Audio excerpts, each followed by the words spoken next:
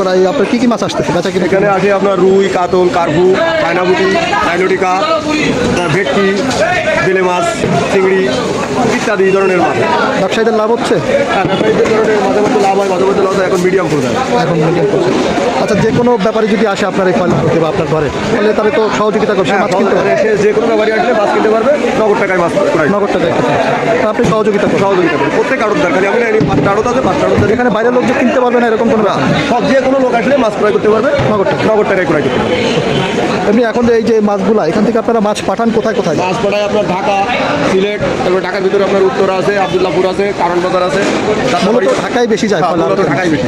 একদম তাজা মাছটা চলে হ্যাঁ, যায়। দাদা মাছ সব দাদা মানে নষ্ট হয়ে যাবে, এই জন্য ওই হালকা বরফ দিয়েই। এবারে এটা ঢাকায় বিক্রি হবে কখন এই মাছটা? এই মাছটা আপনার সন্ধ্যায় গাড়িতে উঠবে, ঢাকায় বসে যাবে, আবার 6টা 5টার দিকে শুরু হয়ে যাবে। ধন্যবাদ।